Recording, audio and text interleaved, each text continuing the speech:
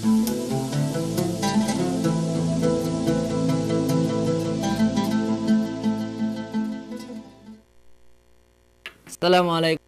warahmatullahi wabarakatuh.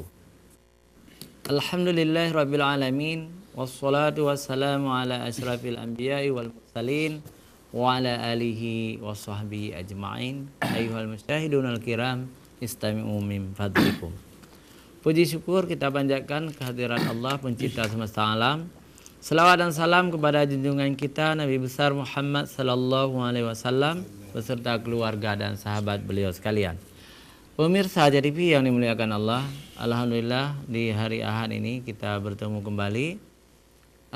Tema hari ini fenomena dosa di tahun baru.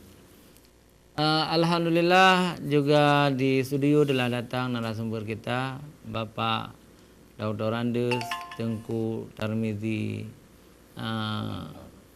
Dr. Andes Tengku Tarmizi M. Daud M. Agi. Assalamualaikum. Waalaikumsalam warahmatullahi wabarakatuh. Sehat saya. Alhamdulillah. Alhamdulillah. Sehat. Baik, pemirsa Haja TV, untuk mengambil barakah kita minta Tengku Abi Husaini untuk membaca kalam ilahi. Silakan Nabi. Assalamualaikum warahmatullahi wabarakatuh. Waalaikumsalam warahmatullahi wabarakatuh. A'udzu billahi minasy syaithanir rajim.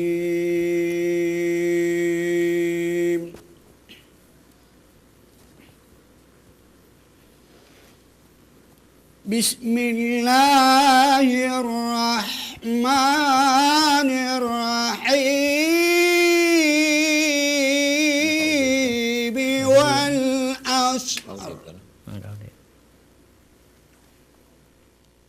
innal insana lafi khusr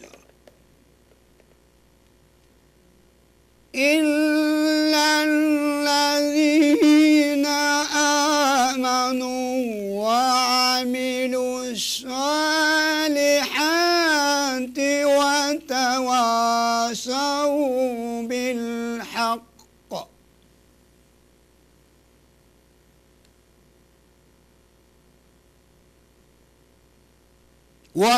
وتواصوا بالحق وتواصوا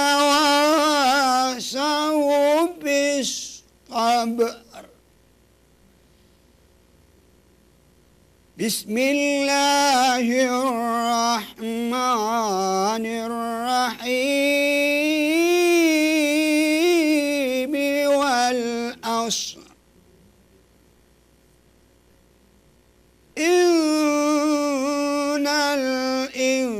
الإنسان لفي خسر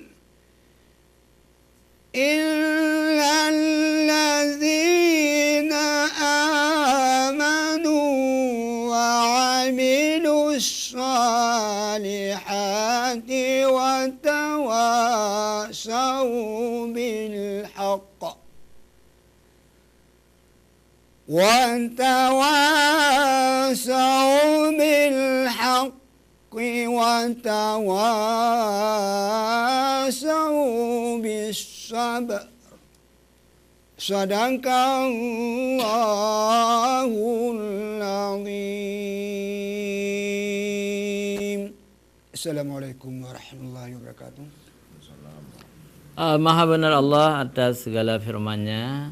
Abi Husaini telah membaca surat Al-As yang maknanya demi masa sesungguhnya manusia dalam keadaan merugi kecuali orang-orang yang beriman dan yang mengerjakan amal saleh dan orang-orang yang saling nasihat-menasihati demi kebenaran dan demi kesabaran. Pemirsa Haja TV yang dimuliakan Allah,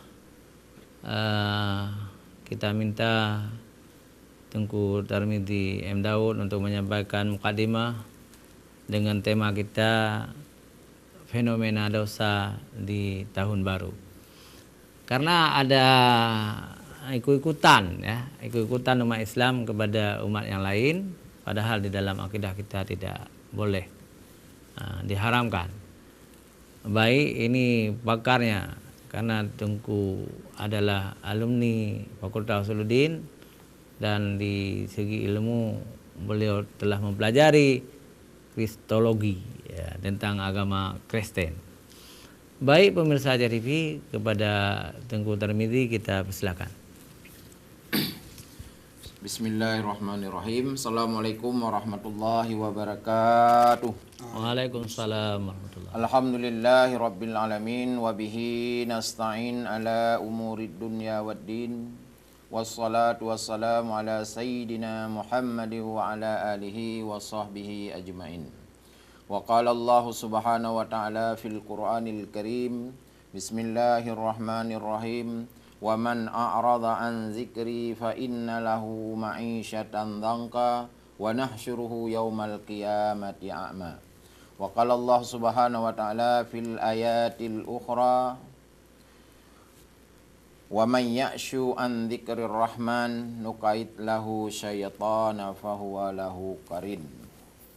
Kaum muslimin dan muslimat sedang pemirsa Aceh TV yang mulia, dimuliakan Allah Subhanahu wa taala, yang saya hormati Tunku Amir Hamzah dan Abi Husaini yang ada di samping saya, bahwa hari ini kita berbicara tentang fenomena tahun baru. Tentu agar kita ini muslim atau ya siapa sajalah jangan salah kapling, karena negara kita ya negara ada namanya konstitusi, Undang-Undang 45 juga diatur tentang perkara keyakinan.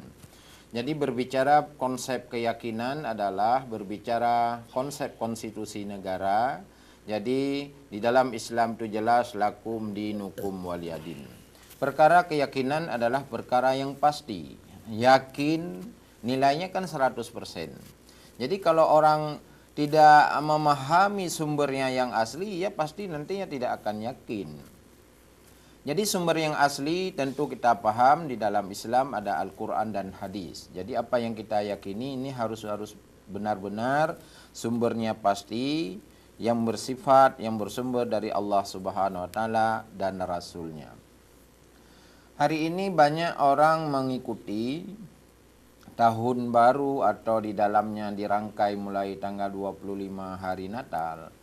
Apakah ini ada di dalam Islam yang terutama atau di dalam Injil? Nah, kita lihatlah sama-sama.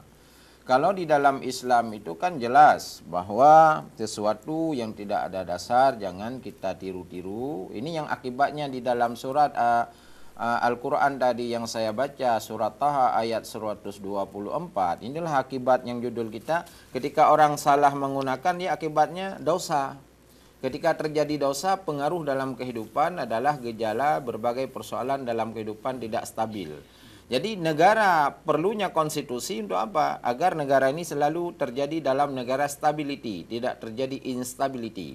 Ketika tidak diatur, ini akan terjadi sebuah persoalan di dalam konsep bernegara. Apalagi perkara keyakinan nanti bercampur antara agama A dengan agama B. Ini jelaslah lakum dinukum waliyadin, kita umat Islam harus kita pahami. Kalau misalnya orang sering menyebutkan selamat Natal umpamanya. Ada orang berkata, boleh nggak selamat Natal ini, mengucapkan selamat Natal. Kalau kita umat Islam yang berkeyakinan bahwa selamat Natal ini adalah sebuah kalimat yang mengandung makna, tentu ini persoalan besar. Dan kalimat itu mempengaruhi di dalam bahasa hukum, mempengaruhi sebuah makna. Contoh misalnya, seorang suami istri sah akad nikahnya karena ucapan. Haram menjadi halal karena ucapan. Ketika ucapannya tidak sah, ya tidak sah nikah. Jadi ucapan itu penting. Seorang suami setelah sah nikah, dia mengucap kalimat cerai. Dari halal menjadi haram. Ucapan. Seorang kafir masuk Islam, dia mengucapkan 2 kalimat syahadah, jadi mukmin karena ucapan. Kalau begitu ucapan itu penting. Kembali kepada kamus misalnya. Apa makna selamat? Dalam kamus makna selamat itu mengakui. Jadi ketika ada orang berkata selamat Natal, telah dia akui. Apa yang diakui? Kita lihat misalnya di dalam Injil Yohanes pasal 1 ayat 3, Allah berfirman. Nah, ini perkara Injil ya. Jadi mula-mula Yesus itu bukan Tuhan. 8 hari kemudian Yesus dinobatkan sebagai Tuhan. Ini penobatan Yesus sebagai Tuhan adalah terjadi pada masa Kaisar Romawi, Raja Herodes. Jadi membuatlah penobatan karena juga di dalam Injil tidak disebutkan tanggal pasti lahir Yesus. Ada yang bilang bulan Desember, ada yang bilang bulan Juli, ada yang bilang bulan Oktober. Ini juga tidak ada sepakat dari pihak gereja. Makanya di dalam Injil sekarang lahir 72 Injil, yang dikanonik itu 5 Injil. Mulai Barnabas, Lukas, Matius, Yohanes, dan Markus. Kelima-lima Injil ini juga berbeda tentang bercerita tentang Yesus sebagai Tuhan.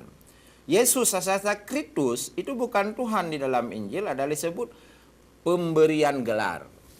Nah, kalau kita bermula dari prinsip ini, hari Natal tanggal 25 Desember, akhirnya tanggal 1 hari libur, 1 paket ini, kalau kita mengucapkan selamat Natal, secara konsep hukum, kita telah mengakui Yesus sebagai Tuhan.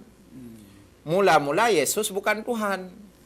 8 hari kemudian baru Yesus dinobatkan sebagai Tuhan. Jadi kalau umat Islam mengatakan Yesus sebagai Tuhan, apa hukumnya? Ini kan dosa, inilah fenomena. Kenapa kita ikut-ikut? Ya syirik, ya murtad lah. Ya, murtad. Jelaskan murtad. Qul huwallahu ahad, Allahu samad, lam yalid wa lam yulad wa lam yakul lahu kufuwan ahad. Di ayat yang lain misalnya di dalam surat Maryam ayat 92 Allah tegaskan kembali sebagai menjelaskan qul huwallahu ahad yang sudah konkret tapi dikonkretkan lagi. Allah berfirman bahwa wala yambaghi lirrahmani ayyattakhidha walada.